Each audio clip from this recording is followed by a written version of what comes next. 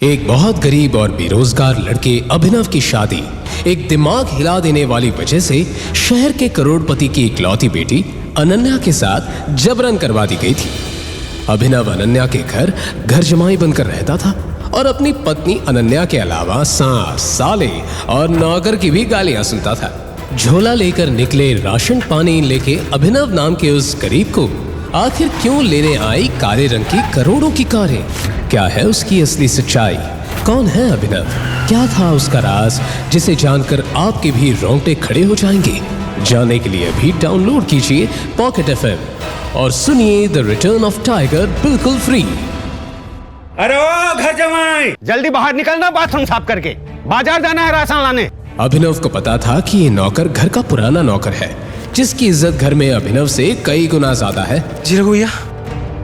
नौकर अभिनव को 1000 रुपए और एक सामान की लिस्ट देकर बोला, जा भाग के बाजार जा और राशन लेके आ। और सुन, आज अनन्या मैडम का वो ऑफिस वाला दोस्त चिराग आने वाला है। अरे वही जिसके साथ लेट नाइट आती है। पति है ना तू उसका है? अब दोस्त की खातिरदारी तो करनी पड़ेगी। अब देख क्या रहा, जाना। अभिनव को उस नौकर की बात पर गुस्सा आ रहा था कि तभी अभिनव का फोन बजा और स्क्रीन पर नंबर देखकर अभिनव चौंक गया क्योंकि नंबर दुबई का था। अभिनव ने फोन पिक नहीं किया था और फटाफट पैसे, सामान की लिस्ट और झोला उठाकर साइकिल से बाजार चला गया। सब्जी मंडी में अभिनव को फिर से दुबई से वो कॉल आ रहा था, लेकिन अभिनव ने कॉल को रिसीव नहीं किया और आगे जाने लगा। तभी गज्जू भाई ने उसको रोका। गज्जू भाई उस एरिया का लोकल गुंडा था। उस गुंडे ने अभिनव को भांप लिया कि वो पप्पू जैसा लड़का है, इसलिए वो उसे और छेड़ने लगा।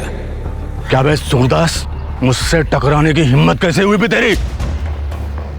बेटा, अब तो गज्जू भाई से टकरा ही गया है तो इसका हर जाना तो तुझे भुगतना पड़ेगा।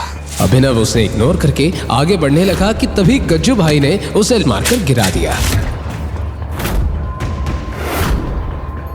क्यों कर रहे हो आप लोग ये? साला भाई, ये तो वही घर जमाई है जिसकी एक खूबसूरत बीवी और वो अरबपति है। भाई, इसके घर में मेरा छोटा भाई नौकर है। ये बात। अभिनव इस इंसल्ट को बर्दाश्त करके सर झुकाकर आगे जाने लगा, लेकिन तभी गज्जू भाई ने उसकी कॉलर पकड़ा और बोला, फिर तो हम इसकी अरबपति बीवी को और पार्टी मनाएंगे अनन्या के साथ।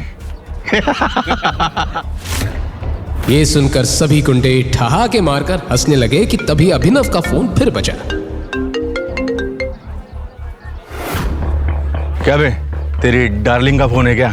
जरा मैं भी तो सुनूं इसकी मीठी मीठी आवाज।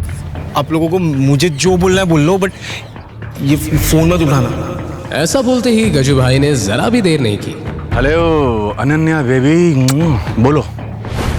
पर इसके बाद उस फोन पर गज्जू भाई से सामने वाले ने जो कहा उसे सुनकर गज्जू भाई थर थर कांपने लगा और पसीना पसीना होकर अभिनव के सामने लोट लगाकर बोलने लगा, हमें माफ कर दो भाई। अरे मैंने पहचानने में गलती कर दी आपको। तभी वहां धूल उड़ने लगी और सबने सामने देखा कि 3 काले शीशों वाली काले ही रंग की बड़ी बड़ी और महंगी गाड़ियां उन गुंडों के सामने आकर रुक गई।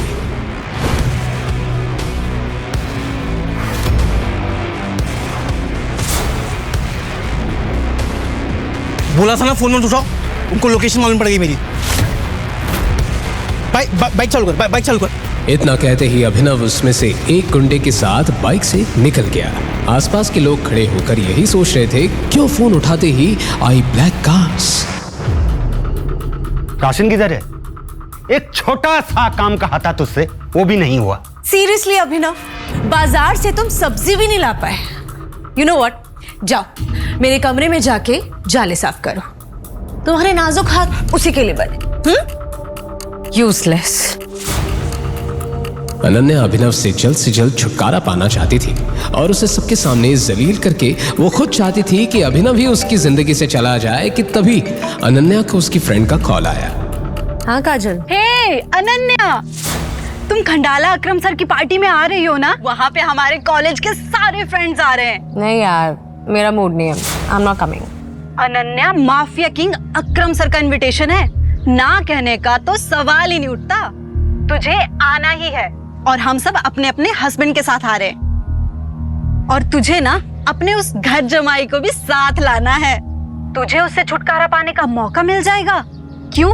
क्योंकि वहां पे माफिया वर्ल्ड के कई लोग आने वाले हैं। यस, अभिनव को रास्ते से हटाने का ये सही मौका है। चल ठीक है, आ जाती हूँ, लेके आऊंगी उस निकम्मे पति को मेरे साथ। अभिनव ये खड़ा सुन ही रहा था कि तभी फिर से उसका फोन बजा और स्क्रीन पर दुबई का नंबर देखकर अभिनव घर से बाहर चला गया। मेरे निकम्मे पति के गांव से किसी फ्रेंड का कॉल आ रहा था। चल ठीक है, ले आऊंगी उसे अपना ड्राइवर बना के। ओके ठीक है, मिलते हैं, बाय। और अब खंडाला में कुछ ऐसा होने वाला है जो अनन्या के भी होश उड़ा देगा।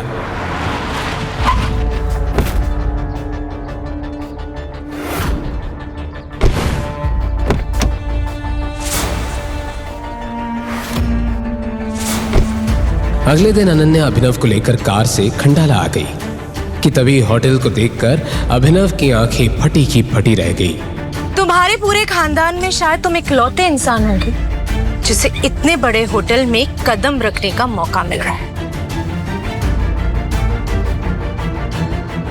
कि तभी वहां अनन्या के कॉलेज के बिगड़ैल रईसजादे दोस्त उसे मिले और उनमें से राज नाम का घमंडी लड़का जो अनन्या पर पहले से लाइन मारता था, उसने अभिनव को नीचा दिखाने के लिए कहा। अनन्या, ये क्या अपने हस्बैंड की जगह अपने नौकर को ले आई ट्रिप पर? यही मेरा हस्बैंड है। व्हाट? अभिनव के सिंपल से कपड़े देखकर अनन्या के फ्रेंड्स और उनके हस्बैंड मुंह बनाने लगे, पर आज जो होने जा रहा था उसका उन्हें अंदाजा भी नहीं था। और तभी होटल का मैनेजर आया और बोला, एक्सक्यूज मी सर, अकरम सर की पार्टी शाम में, तो अभी का लंच और ड्रिंक आप अपने एंड से पे कर सकते हैं। जैसे ही वेटर मेन्यू कार्ड लेकर आया तभी आर्यन नाम के लड़के ने अभिनव को फंसाने के लिए अनाउंस कर दिया। हे गाइस, आज खाने का बिल अभिनव भरेगा। मैंने ऐसा कुछ भी नहीं कहा। लेट्स क्लैप फॉर अभिनव। महीने के 6,000 रुपए कमाने वाला ये नौकर हमारे लाखों के बिल भरेगा। Clap clap clap clap clap. Abhinav को समझ ही नहीं आया कि 1 मिनट में ये कैसे क्या हो गया, और वहीं अनन्या भी यही सोच रही थी। ये क्या किया अभिनव ने? ना तो मेरे पास इतने पैसे है कि मैं आज का बिल भर सकूं, और ये अभिनव तो खुद ही भीख पक्का है। और हाँ गाइस, अभिनव ने यह भी शर्त रखी थी कि अगर आज वो ये बिल नहीं भर पाता है तो राज अनन्या के साथ। व्हाट? अभिनव, अपनी औकात में रहकर शर्त लगाओ। मैं तुम्हारी कोई प्रॉपर्टी नहीं हूँ जो मुझे तुम दाव पे लगा दोगे। अनन्या, मेरी बात सुनो, मैंने ऐसा कुछ Just shut up! Shut up! अभिनव यहाँ अनन्या को समझाने की कोशिश कर रहा था कि उसे फंसाया जा रहा है। अले अले अले अले, शर्त लगा करके पीछे नहीं हटते। क्या हुआ? पैसे खत्म हो गए? वेटर! राज ने अभिनव को बोलने का मौका ही नहीं दिया। होटल के महंगे से महंगे फूड और ड्रिंक्स का ऑर्डर लगाता गया। तभी काजल की नजर एक बॉक्सिंग रिंग पर पड़ी। हे राज, तुम कॉलेज टाइम में बॉक्सिंग चैंपियन थे ना? तो क्यों ना तुम्हारे और अभिनव के बीच एक फाइट हो जाए? जब तक हमारा खाना आता है तब तक हमारा एंटरटेनमेंट भी हो जाएगा। ये सुनते ही सबके कान खड़े हो गए, क्योंकि राज वाकई बॉक्सिंग का वो खिलाड़ी था जिससे दूसरे कॉलेज वाले भी कांपते थे, और राज ने अब तक 25 लोगों की नाक तोड़ी थी। तभी अभिनव का फोन बजा। अभिनव सर का फोन आ रहा है, और पता है कॉल किसका आ रहा होगा? घर के रघु काका का। फोन करके कह रहे होंगे, ए अभिनव, सफाई करके नहीं गया क्या तू? तो क्या बोलता है फिर? हो जाए, आज पता चल ही जाएगा कि अनन्या के लिए कौन बेस्ट है, तू या मैं। अभिनव, अभी भी मौका है, मना कर दो। अभिनय जीजू, क्या तुम्हारे अंदर हिम्मत नहीं राज से कंपटीशन करने की? अभिनव को अब गुस्सा आ गया और उसने बोला, मैं बॉक्सिंग करूंगा। गाइस, तो आज अभिनव मार खाएगा और हम खाना। राज भी तैयार होकर बॉक्सिंग रिंग के अंदर आ गया। वहां दूसरी तरफ आर्यन और उसके दोस्त महंगे ड्रिंक्स और खाना ऑर्डर करने लगे। तभी राज ने अटैकिंग मोड में आकर अभिनव को एक पंच मार दिया और अभिनव के मुंह से खून निकलने लगा। यस!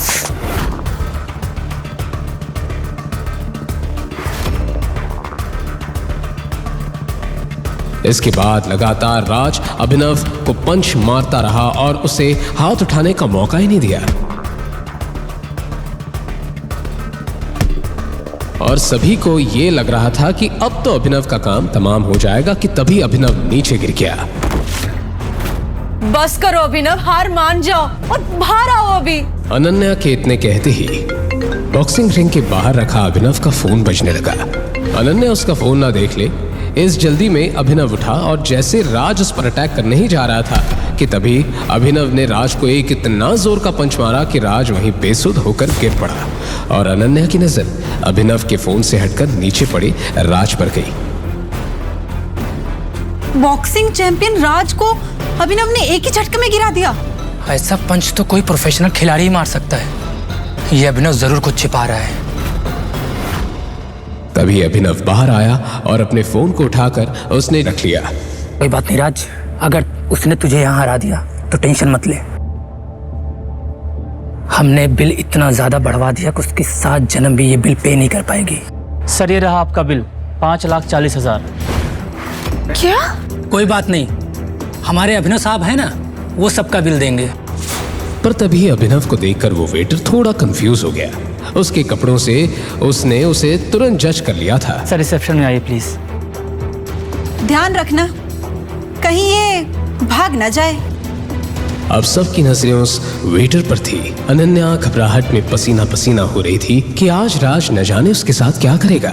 इसके बाद जैसे ही वेटर ने अभिनव के हाथ से काट लिया और स्वाइप किया तो उसके चेहरे का रंग बिल्कुल उड़ गया। क्या हुआ?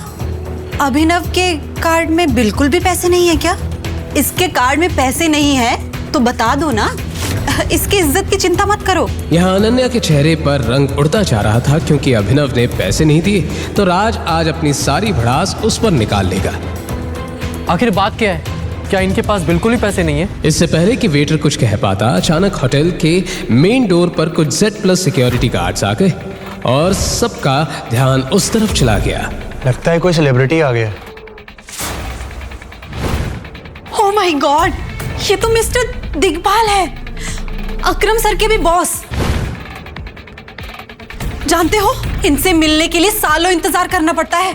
जिस कंपनी में मैं मैनेजर हूँ उसी कंपनी में इन्होंने इन्वेस्ट किया है। आज तो मैंने भगवान के दर्शन कर लिए। मिस्टर दिग्पाल ने अभिनव को पहचान लिया। तुम यहाँ क्या कर रहे हो? मिस्टर दिग्पाल ने अभिनव की तरफ देखा और सबको लग रहा था कि वो उनकी तरफ देख रहे हैं कि तभी राज आगे बढ़ा।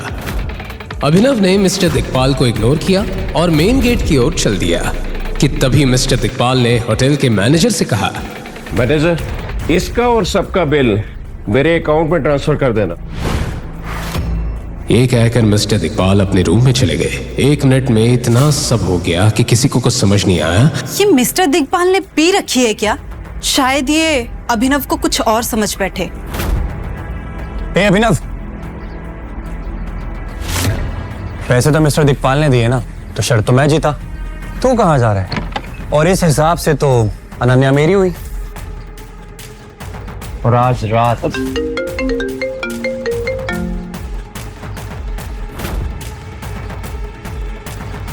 राज फोन ले। फोन बजते जा रहा था कि तभी राज ने अभिनव से बॉक्सिंग का बदला लेने के लिए उससे झल्लाते हुए कहा, कौन सा बड़े सुपरस्टार का फोन आ रहा है तेरे पास? बार बार बजे जा रहा है। एक काम करता हूँ, उठा लूं क्या? देख, तेरा जितना गुस्सा है तुम मुझ पे गुस्सा निकाले, फोन मत उठा के। राज ने इसे चैलेंज मान लिया और फोन उठा लिया। राज ने फोन स्पीकर पर रख दिया और फोन पर सामने से आवाज आई, बॉस, हमें आपकी लोकेशन मिल गई, हम आ रहे हैं आपको लेने। There is something critical.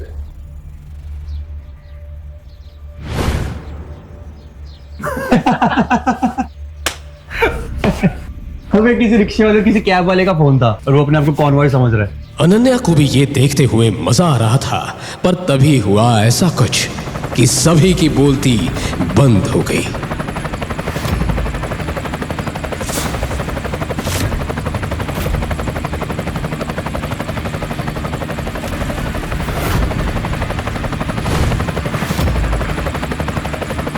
अरे ये तो करोड़ों का हेलीकॉप्टर है, ये अभिनव की टैक्सी का है। इसके बाद अभिनव ने फोन पर कुछ कहा और हेलीकॉप्टर वहां से चली गई। तुरंत एक टैक्सी आकर अभिनव के सामने खड़ी हो गई।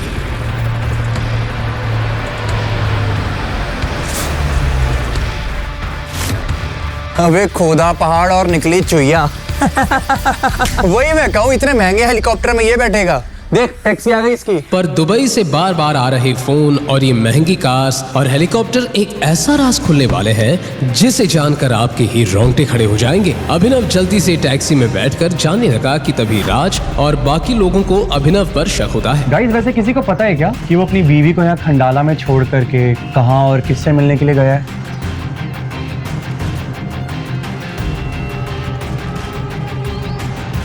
आपने जिस व्यक्ति को कॉल किया है वह अभी दूसरी कॉल पे व्यस्त है। हाउ डेयर यू अभिनव, तुम मुझे बिना बताए कहाँ चले गए? अनन्या, क्या तुमने कभी कोशिश नहीं की जानने की कि तुम्हारा वो निकम्मा पति किससे बातें करता है? क्यों ना ये अभिनव का पर्दाफाश कर दिया जाए। आज उसे रंगे हाथों पकड़ ही लेते हैं। इतना कहने के बाद राज ने अनन्या की कार निकाली और सबके साथ अभिनव जिस टैक्सी में था उसे फॉलो करने लगा।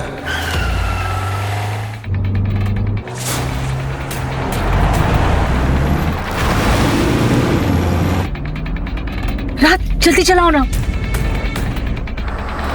अभिनव, आज ना मैं तेरी पोल खोल कर रहूंगा। तू कहाँ जाता है और क्या क्या कांड करता है। राज और सबको लग रहा था कि आज अभिनव की असलियत सामने लाकर उसका मजाक उड़ाएंगे, पर इन्हें नहीं पता था कि इनके सामने अभिनव का आज वो सच सामने आने वाला है जिसकी इन्होंने सपने में भी कल्पना नहीं की थी। क्या है अभिनव की सच्चाई? एक गरीब घर जमाई जो सिर्फ गालियां खाने के लिए पैदा हुआ है या कुछ और? कहीं मत जाइए, इन सभी का राज खुलने ही जा रहा है। रुको रुको। अभिनव की टैक्सी को अचानक पुलिस द्वारा चेक पोस्ट पर रोक लिया गया। राज ने कार को कुछ दूर पहले ही रोककर तमाशा देखना शुरू किया।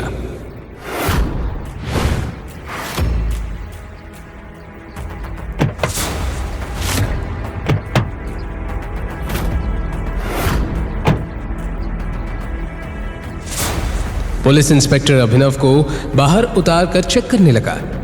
तलाशी करने पर पुलिस को अभिनव के पास से एक गन मिली। गन देखते ही पुलिस इंस्पेक्टर ने अभिनव से कहा, क्या ये?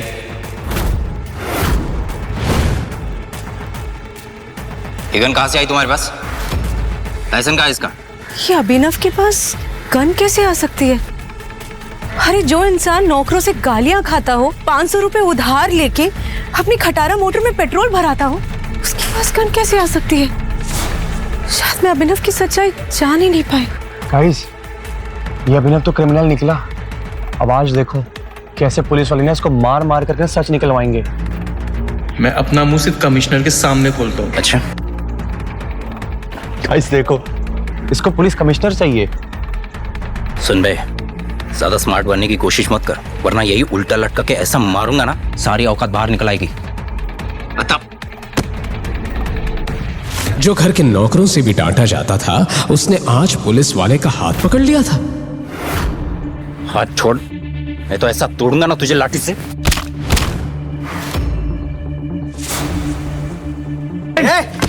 ये चिल्लाहट सुनते ही आसपास के सब पुलिस वाले भी घूम गए। अनन्या और राज के भी होश उड़ गए।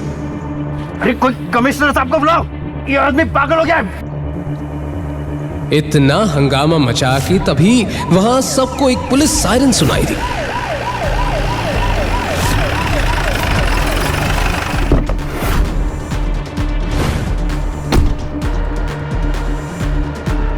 ये क्या तमाशा है? सर,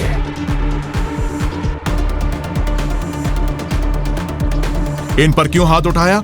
कमिश्नर को देखते ही सबके चेहरे सफेद पड़ गए और जिस अभिनव को अभी तक बेइज्जती मिल रही थी, उसके सामने अब पुलिस भी खड़ी कांप रही थी। ये अभिनव की कमिश्नर तक पहचाने, पर कैसे? यहाँ अनन्या और बाकी लोगों के साथ पुलिस इंस्पेक्टर का दिमाग भी घूम रहा था। तुम्हें अपनी नौकरी से प्यार है या नहीं? किसने पकड़ा इनको? लेकिन सर, इसके पास इनके पास ये गन मिली सर। तो क्या हुआ? सेल्फ डिफेंस के लिए है और मैंने ही गिफ्ट की थी ये गन बर्थडे पे। बर्थडे पे? पर अभिनव तो अपने बर्थडे पे अपनी मम्मी की सैंडल ठीक करवाने गया था और इसी बीच कमिश्नर ने उसे गन भी गिफ्ट कर दी। मैं सपना तो नहीं देख रही ना? अनन्या और बाकी सब कुछ भी समझ नहीं पा रहे थे कि तभी कमिश्नर ने अभिनव को उसे बाइज्जत जाने दिया।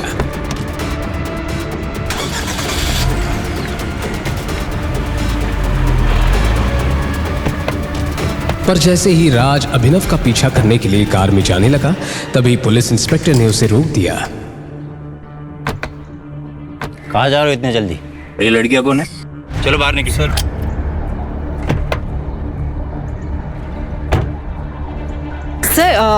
वो हम अभिनव जी के साथ है, तो वो जहाँ जा रहे हैं हम भी वही जा रहे हैं। अच्छा ठीक है, तुम लोग जाओ।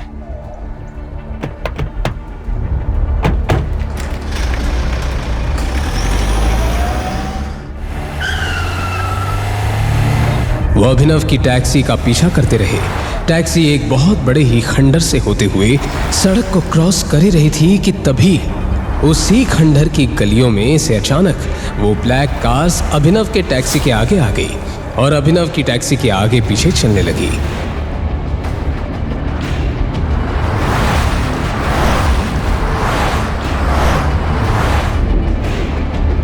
तभी वो 3 ब्लैक कार अभिनव के टैक्सी के साथ चलने लगी।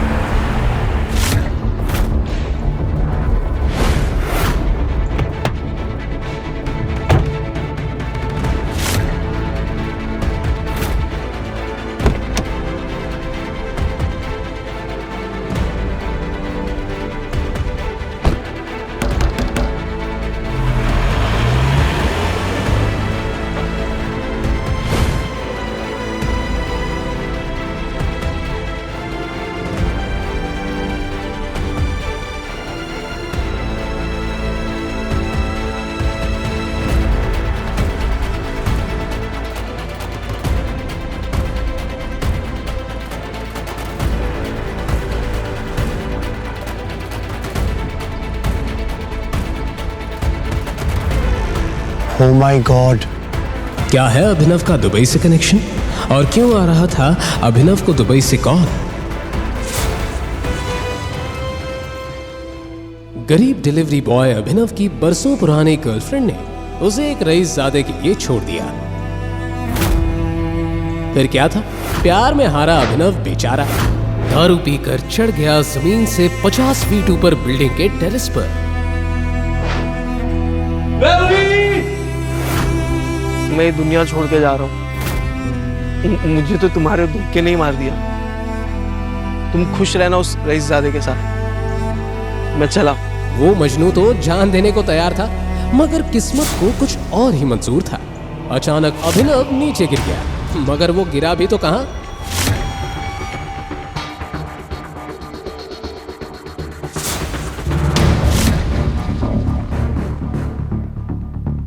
लड़की का बिस्तर। हे भगवान, यहाँ पे कहां से आया? जी हाँ, उस टेरेस से गिरकर अभिनव पहुंच गया था शहर की सबसे खूबसूरत और रईस लड़की अनन्या के बिस्तर पर, जो उस वक्त चैन की नींद सो रही थी। मगर जैसे ही उसकी नींद खुली, कौन है तुम? और मेरे बिस्तर पे क्या कर रहे हो? मैं तो कुछ नहीं जानता। मैं कहां से आया? मुझे तो उसकी समझ में नहीं आ रहा है। मुझे तो लग रहा है मैं भी एक सपना देख रहा हूँ। सपने से बाहर आओ और बताओ तुम कौन हो? तुम जानते भी हो मैं कौन हूँ?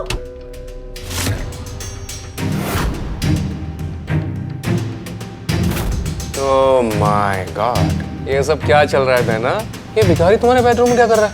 रंग रलियां बनाई जा रही हैं। सनी, तुम यहाँ क्या कर रहे हो? वैसे सवाल तो मुझे करना चाहिए बहना कि ये फटेहाल सा बंदा तुम्हारे बेडरूम में क्या कर रहा है? देखो भाई, मुझे तो खुद भी नहीं मालूम यहाँ कैसे आया। मुझे सिर्फ इतना है कि मैं टेरेस पे था, फिर। चुप करो, अभी पुलिस आएगी ना तो सारी सच उगलवाएगी तुमसे। ना बहना, पुलिस से कुछ ना कहना। शायद भूल रही हो आप सिंह परिवार की मर्यादा। सिंह परिवार के सारे फैसले एक इंसान लेता है, the great king Hardev Pal Singh, यानी कि हमारे पूजनीय दादाजी। दादाजी का नाम सुनते ही अनन्या के माथे पर पसीना आ गया।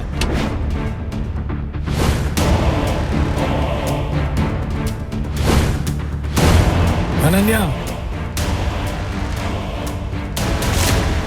हरदेव पाल सिंह न सिर्फ शहर के जाने माने रईस थे, बल्कि एक बहुत ही रूढ़िवादी और पुरानी सोच वाले सख्त आदमी थे, जो कहने को तो सूट बूट पहनकर घूमते थे, मगर उनकी मानसिकता 500 साल पुरानी थी। अनन्या ये सोचकर डरी जा रही थी कि दादाजी के आने के बाद क्या होगा कि तभी अनन्या, बाहर निकल। अपने दादाजी की बुलंद आवाज सुनकर अनन्या की सिट्टी पिट्टी गुम गई। वो इतना तो समझ चुकी थी कि दादाजी को शायद सब कुछ पता चल गया है, मगर कैसे? अब कब तक इस फटीचर के साथ बेडरूम में पड़ी रहेगी? बाहर आ जा, दादाजी तेरा इंतजार कर रहे हैं।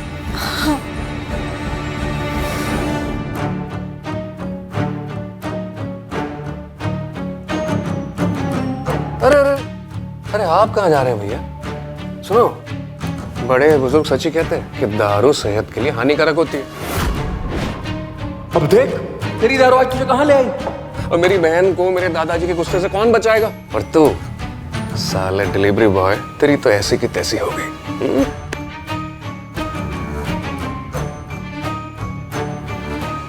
ये सुनकर अभिनव समझ गया कि ये सब जरूर इस सनी का ही किया धरा है।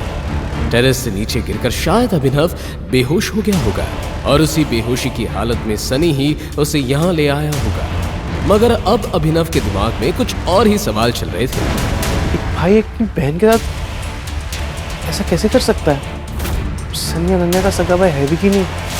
जहां अभिनव के मन में चल रहे थे ये सवाल, वहीं हरदेव पाल सिंह ले आए एक बड़ा पौधा। कदमजली, तेरी इतनी हिम्मत जो शादी से पहले एक लड़के से संबंध बना रही है। शर्म आती है मुझे तुझे अपनी पोती कहते हुए। दादाजी मेरा यकीन मानिए, मुझे नहीं पता ये लड़का कौन है। ये झूठ मत बोल, सब पता है, समझ रही है तू? ये मेरे माँ बाप की गलती है। अरे तुझे पढ़ाया लिखाया, बिजनेस भी करने दिया तुझे, इसलिए तू एक सड़क छाप लड़के को अपने कमरे में ले आई। हरदेव पाल ने अभिनव के हाथ में कुछ ऐसा देखा जिसे देखकर वो चौंक गए।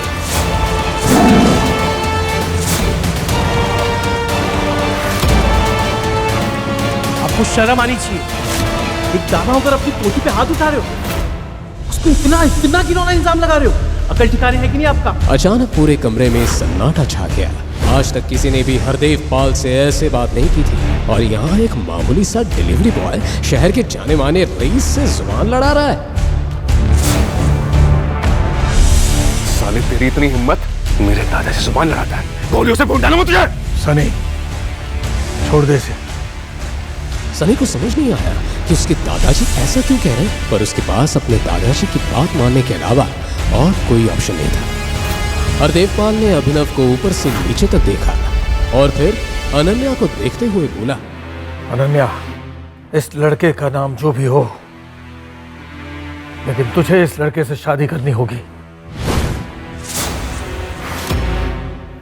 नहीं दादाजी, मैं इससे शादी कैसे कर सकती हूँ? मैं इसका नाम भी नहीं जानती हूँ। ए लड़की, ज्यादा अनजान मत बन। हरदेव सिंह के कानून को तू जानती है। बिना चू चपट किए शादी कर ले तू, और वो भी आज ही। नहीं दादाजी, मैं इस फटीचर से शादी नहीं करूंगी मैं ये शादी।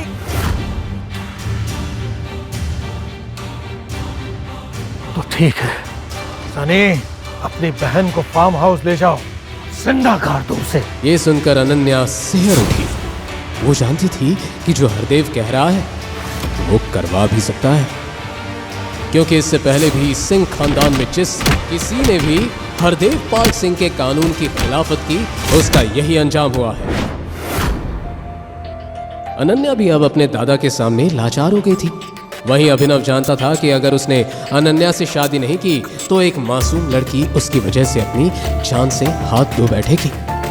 फिर क्या था, 1 घंटे के अंदर ही उसी हॉल में अनन्या और अभिनव की शादी हो गई। शादी की पहली रात अनन्या की जुबान पर बस एक ही सवाल था। नाम क्या है? अभिनव, बट मेरे पापा मुझे प्यार से जो भी बुलाते हो मुझे फर्क नहीं पड़ता। और हाँ, एक बात ध्यान से सुन लो, कि शादी शादी नहीं, एक मजबूरी है। भले दुनिया के लिए हम पति पत्नी हो, पर इस कमरे में हमारा रिश्ता सिर्फ 2 अजनबियों का है। अभिनव भी जानता था कि महलों की रानी अनन्या का उसके जैसे डिलीवरी बॉय से क्या मिले, पर वो ये नहीं जानता था कि अगर भगवान ने उन दोनों को मिलवाया है तो उसके पीछे कोई ना कोई कारण जरूर होगा। आज मेरे दोस्त अकरम के जन्मदिन की पार्टी है और अनन्या, तुम उस पार्टी में हमारे नए दामाद को अपने साथ लेकर के जाओगी। वैसे तो अनन्या उस पार्टी में नहीं जाना चाहती थी, मगर दादाजी का हुक्म टालना उसके लिए नामुमकिन था। मजबूरी में अभिनव को भी अनन्या के साथ जाना पड़ा, मगर वहां उसका सामना उससे हुआ जिसे देखकर वो पूरी तरह से चौंक गया।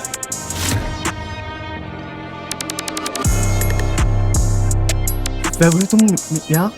जी हाँ, अभिनव के सामने खड़ी थी उसकी वही एक्स गर्लफ्रेंड वैभवी, जिससे प्यार में धोखा खाकर अभिनव टेरेस पर चढ़ गया था।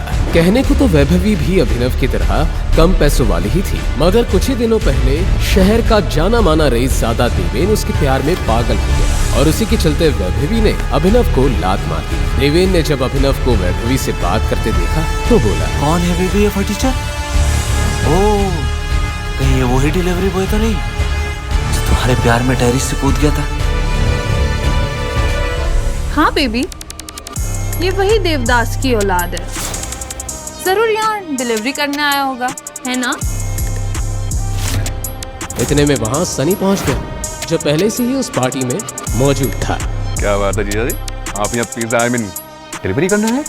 जीजा जी, आपकी शक्ल देखकर लगता तो है कि आप एक गरीब खानदान से, और इतना गरीब कि डिलीवरी बॉय बन गए। छी छी छी छी जीजा जी। सनी, तू इस फटीचर को जीजा क्यों बोल रहा है? कहीं तू ये तो नहीं कहना चाहता कि... हाँ, मैं यही तो कहना चाहता हूँ कि मेरी बहन ने इन्हीं के साथ में शादी करी है। ये है मेरे बहन के पति परमेश्वर, यही है मेरी बहन के पति, प्यारे प्यारे पति। ये सुनकर पार्टी में मौजूद हर शख्स की होश उड़ गए, मगर जो सबसे ज्यादा बौखलाया वो था अनन्या का सबसे पुराना दीवाना चिराग। नहीं अनन्या, तुम ऐसा नहीं कर सकती। मैं इतना रईस और हैंडसम हूँ, तुमने इस फटीचे के साथ शादी करनी? अरे ऐसा क्या हो गया तो तुमने इस भिखारी से शादी कर ली? अरे मैं बताता हूँ ना चिराग कि मेरी प्यारी बहन ने इसके साथ में शादी क्यों कर ली। और फिर बड़े ही नाटकीय ढंग से सनी बड़ी महफिल के सामने उस अनोखी शादी के बारे में बताने लगा। कैसे अनन्या के बिस्तर में मिला अभिनव, कैसे दादाजी ने कहा उसे, और कैसे एक डिलीवरी बॉय के साथ बंध गई अनन्या। सनी ये सब बताया जा रहा था और सब फुसफुसा कर हंसे जा रहे थे, मगर अनन्या की आंखों में थे आंसू। रोती रोती बेचारी अनन्या दौड़ते हुए वहां से भाग गई। अरे अनन्या के पीछे अभिनव भी वहां से जा रहा था, मगर सनी ने उसका हाथ पकड़कर उसे रोक लिया। अरे जीजा जी, आप कहाँ जा रहे हैं जीजा जी? आप तो हमारी महफिल की शान हैं, आपका होना भी बाकी सम्मान है। अरे आइए आइए जीजा जी, ये खास आपके लिए लगवाई है। ये कहते हुए सनी ने अभिनव को एक बड़ी ही सुंदर मगर साथ ही खतरनाक नजर आने वाली चेयर पर बैठने का इशारा किया। ए सनी, तू पागल हो गया? अरे ये इस चेयर पे कैसे बैठ सकता है? तू जानता है ना ये चेयर किसकी है? अरे तो चुप कर यार देवेन, अब मेरे प्यारे जीजा जी हैं तो मुझे पता है ना सम्मान कैसे देना है। हाँ, जो भी है जैसा भी है, हमारे दोस्त सनी का जीजा जी है यार, इसका सम्मान तो करना पड़ेगा ना। बिल्कुल करना पड़ेगा, क्यों नहीं। चिराग की बात सुनकर देवेन भी समझ गया कि अब सनी अभिनव का काम तमाम करके ही रहेगा। अब पता चलेगी इस डिलीवरी बॉय को इसकी असली औकात। भाई आपको बैठाते हैं आपकी हॉट सीट पे, खास आपके लिए बनवाई है स्पेशल। बैठिए, अरे जीजा जी बैठिए बैठिए। और फिर जैसे ही अभिनव उस चेयर पर बैठा, अचानक ही उस चेयर से पूरे हॉल में बहुत ही तेज साउंड वाले अलार्म बजने लगे। क्या हो रहा है ये सब? तूने क्या किया? द माफिया किंग की कुर्सी पर बैठ गया। अबे तू गया। वो खास चेयर थी द माफिया किंग गैंग के मालिक अकरम की, और इस चेयर में अकरम के अलावा किसी और को बैठने की इजाजत नहीं थी। कौन है वो माका लाल?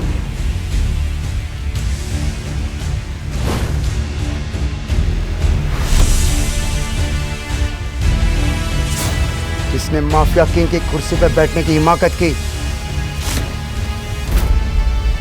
सूट बूट पहने, हाथों में एक इम्पोर्टेड सिगार लिए, अब खुद अकरम वहां पहुंच गया था। अलार्म्स की आवाज सुनकर वो समझ गया था कि किसी ने द माफिया किंग की कुर्सी में बैठने की गुस्ताखी की है। तू है वो हरामजादा। अब तुझे अकरम की कहर से कौन बचाएगा? सर मुझे माफ करो, इस चेयर के बारे में मुझे कुछ नहीं मालूम था। जहां अभिनव अकरम के आगे गिड़गिड़ा रहा था, वहीं अकरम की आंखें अभिनव की अंगूठी पर टिकी हुई थी, जिस अंगूठी में टाइगर बना हुआ था। उस अंगूठी को देखते ही अचानक अकरम के चेहरे पे छाया हुआ गुस्सा खौफ में बदल गया, मानो उस अंगूठी को देखकर अकरम को कुछ याद आ गया हो। टाइगर, टाइगर, मुझे माफ कर दो। मैंने तुम्हें पहचानने में गलती कर दी बेटा। Really sorry. अरे अकरम अंकल, आप इस फटीचर के सामने हाथ क्यों जोड़ रहे हैं? अरे फटीचर! साला किसको बोला बे? ये कुर्सी भी इसकी है और ये कारोबार भी इसका है। ये है हमारे माफिया किंग का असली मालिक, हमारा टाइगर। तो ये है रियल टाइगर। आपने आखिर क्यों अभिनव के आगे अकरम जैसे खतरनाक डॉन ने घुटने टेक दिए? क्यों अकरम अभिनव को कह रहा था टाइगर? क्या याद आया था अकरम को अभिनव की उस अंगूठी को देखकर? और अब क्या नया मोड़ लेने वाली है अभिनव और टाइगर की कहानी? अकरम को अपने पैरों में झुकता देख अभिनव के दिमाग में आया कि कहीं उसका राज अनन्या के सामने ना आ जाए, इसलिए उसने अकरम को अपने पैरों से उठाते हुए घूरा, जिससे वो समझ गए कि टाइगर अपनी असली पहचान सबके सामने नहीं लाना चाहता। तभी अभिनव ने उनसे कहा, क्या यार अकरम भाई, आप भी बहुत मजाकिया हो, आदत गई नहीं आज तक। जवाब में अकरम ने भी नकली हंसी हंसते हुए कहा, अब क्या करे, इतने सालों बाद मिले हो, इतना तो बनता था। इन दोनों को यूं मजाक करता देख सनी के पैरों तले जमीन खिसक गई। उसने बिना कुछ कहे वहां से चुपचाप निकल जाना ठीक समझा। वहीं दूसरी ओर अनन्या अभिनव की पहचान देखकर हैरान थी, लेकिन वो इतनी बिजी हो गई थी कि उसे अभिनव से सवाल जवाब करने का मौका नहीं मिला, और इसके बाद वो दोनों घर चले गए। दूसरे दिन उठकर दोबारा अभिनव को अकरम से मिलने जाना था। अभिनव जल्दी से तैयार होकर जब अकरम के पास पहुंचा तो अकरम उसे देखकर काफी खुश हो गया और कहा, आखिरकार हमने तुम्हें ढूंढ ही लिया टाइगर। टाइगर? हाँ, मैं पिछले 18 सालों से तुम्हें ढूंढ रहा हूं। तुम हमारे टाइगर हो, हमारे इस हजारों करोड़ के बिजनेस एम्पायर के वारिस, जिसे हम तीनों दोस्तों ने मिलकर शुरू किया था। मैं, तुम्हारे पापा संजय और राणा अग्निहोत्री। इतना कहते ही अकरम ने दीवार पर टंगी एक तस्वीर की तरफ इशारा कर दिया, जिसमें संजय, अकरम और राणा तीनों मौजूद। राणा को देख अभिनव को झटका लगा। उसकी आंखों के सामने वो दिन फिर से हरा हो गया जो वो हर सुबह देखकर उठता था। उस रात अभिनव के पिता को जिस आदमी ने गोली चलाई थी वो राणा था। दोस्त होने के बावजूद राणा ने अभिनव के पिता के साथ गद्दारी की थी। अभिनव की आंखें चिंगारी सी लाल हो गई।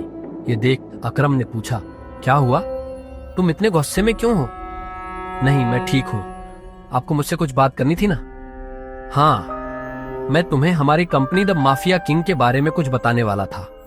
हम तीनों ने मिलकर द माफिया किंग को खड़ा किया था, जिसके नाम से पॉलिटिशियन, सेलिब्रिटी और इस देश का बड़े से बड़ा आदमी कांपता था।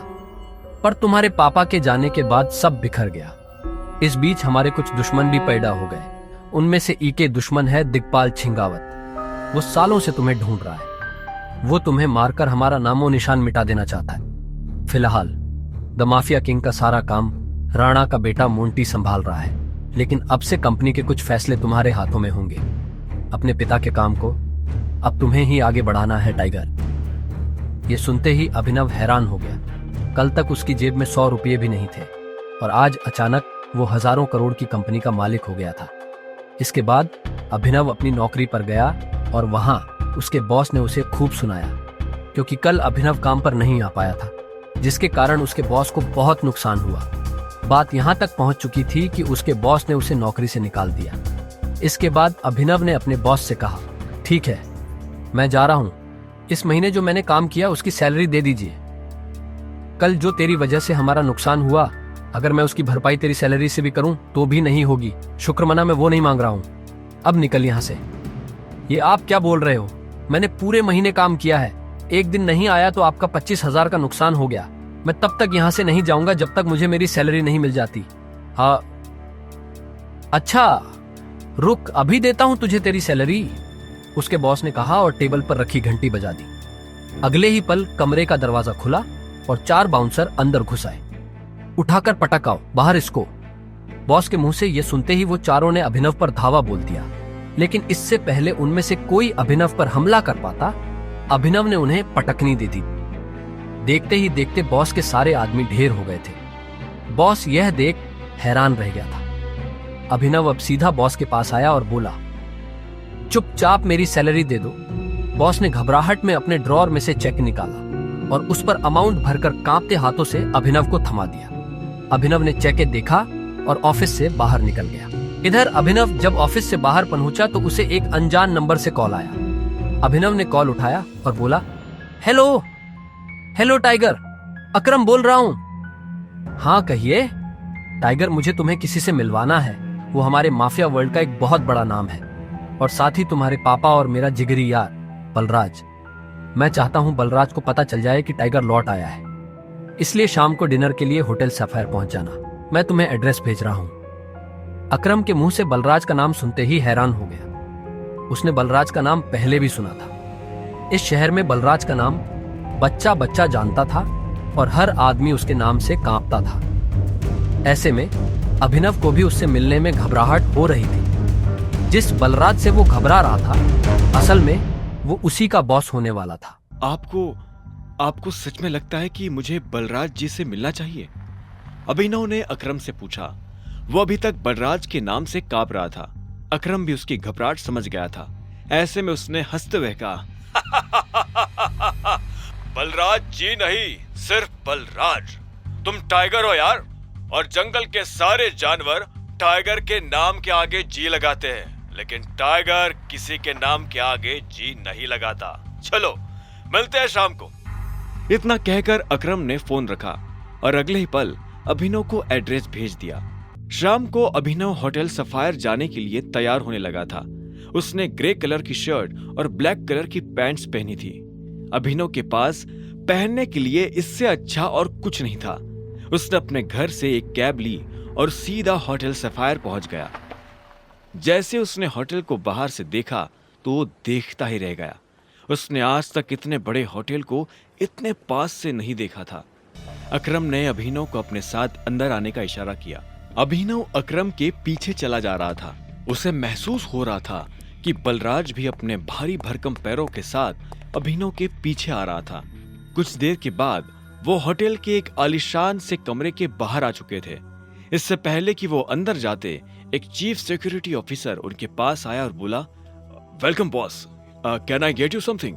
हाँ, हमारे पास कौन कौन सी लिकर अवेलेबल है उसकी लिस्ट जरा भिजवा दो। Sir if you don't mind, मुझे सारी अवेलेबल लिकर्स के नाम याद है।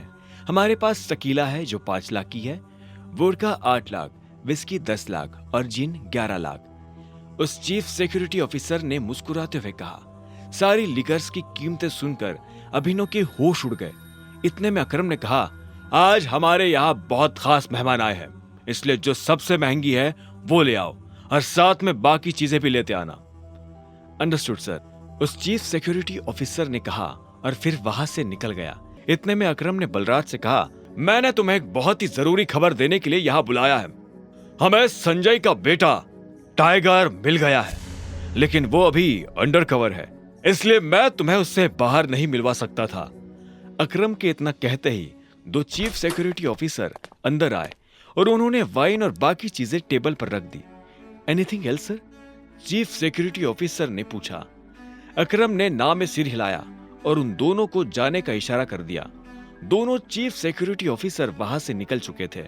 इधर बलराज ने बॉटल उठाई और अपना ग्लास भरना शुरू कर दिया। बलराज ने बॉटल वापस रखी, एक नजर अभिनव को देखा और बोला, तो टाइगर यही है।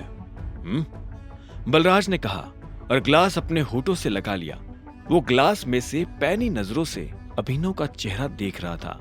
हाँ, यही है हमारा टाइगर।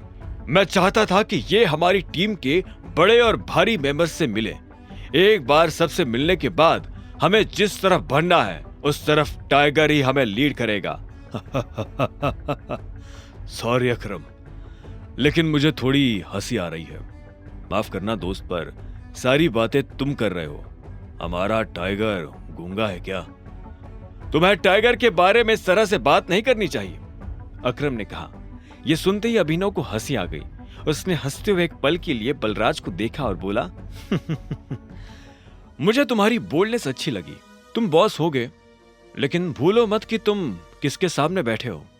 मैं टाइगर हूं और मैं गूंगा नहीं हूं। मैं यहां अपनी गद्दी लेने आया हूं। सिर्फ अकरम की शाबाशी से काम नहीं चलेगा प्यारे। मैंने यह एक्सेप्ट नहीं किया कि तुम टाइगर हो। तुमने कहा कि तुम साबित कर सकते हो, तो मैं तुम्हें चैलेंज देता हूं। यह सुनते ही अकरम के कान खड़े हो गए। वो जानता था बलराज क्या करने वाला है। उसने बीच में आते हुए कहा, क्या कर रहे हो बलराज? लेकिन बलराज ने अकरम को हाथ के इशारे से चुप रहने के लिए कहा और फिर अभिनव की तरफ देखते हुए बोला, चलो लड़ाई करते हैं। अगर तुम हारे तो भूल जाना कि तुम टाइगर हो। हमसे कुछ पैसे लेना और गुड़गांव से जितना दूर हो सके उतना दूर सेटल हो जाना। अरे नहीं बलराज, ये सही नहीं है, अकरम ने घबराहट में कहा। बलराज जवाब के इंतजार में अभिनव को देख रहा था। अकरम ने अभिनव को देख ना में सिर हिला दिया।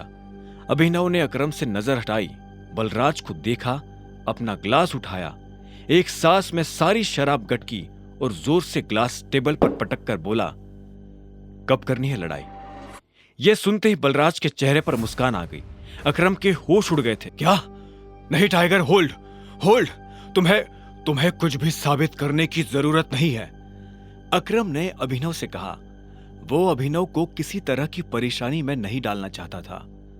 अकरम, मैं जो कर रहा हूं अपनी मर्जी से कर रहा हूं। बलराज जो आज मेरे मुंह पर बोल रहा है, मैं नहीं चाहता कि कल को कोई भी एरा गेरा मेरे पीठ पीछे बोले, अभिनव ने कहा और बलराज की आंखों में देखने लगा। जब अकरम ने अभिनव की आंखों में संजय जैसे तेवर देखे तो उसने गहरी सांस ली और सब ऊपर वाले के भरोसे छोड़ दिया। लगभग 1 घंटे के बाद बलराज अभिनव और अकरम के साथ अपनी प्राइवेट अरीना में आ गया था। यह वही अरीना थी जहां पर बलराज अक्सर लड़ाई किया करता था। तो अकरम मियां, किस पर दाव लगाओगे, मैं या ये? बेवकूफी भरा सवाल है बलराज। टाइगर के होते हुए किसी और पर दाव लगाया जा सकता है क्या? अकरम ने जवाब दिया। बुरी तरह पछताओगे, मुंह छिपाने की भी जगह नहीं मिलेगी, बलराज ने हंसते हुए कहा और रिंग में दाखिल हो गया। दोनों के बीच लड़ाई शुरू हुई और बलराज चिंघाड़ते हुए अभिनव की तरफ दौड़ा। उसने जैसे ही अभिनव पर पहला मुक्का मारा तो अभिनव एक बार को सन्न रह गया। बलराज किसी हाथी जैसा लग रहा था। उसका मुक्का अभिनव की नाक तोड़ता उससे पहले अभिनव को होश आया और उसने अपना सिर नीचे झुका लिया। बलराज का मुक्का खाली गया और वो पलटकर अभिनव को देखने लगा। उसके चेहरे पर हंसी थी। बलराज फिर से भागते हुए अभिनव की तरफ आया। उसने फिर से हवा में मुक्का ताना। अभिनव ने फिर से अपना सिर झुकाया और बलराज की पीठ पर घुमाकर एक लात मार दी। बलराज धक्का खाकर रिंग पर गिर गया। इधर अभिनव दूसरे कोने में खड़ा हो गया था। बलराज को इस बार गुस्सा आया। वो फिर से तेजी से अभिनव की तरफ बढ़ा और अभिनव ने झुककर उसके पैर पर लात मार दी। बलराज अपने आप को संभाल नहीं पाया और फिर से नीचे गिर गया। ये देख अकरम को मजा आ गया। उसने बलराज से कहा, सरेंडर कर दो बलराज, क्यों अपना रिकॉर्ड खराब कर रहे हो? मैं बाहर किसी से नहीं कहूंगा कि तुम टाइगर से हारे थे।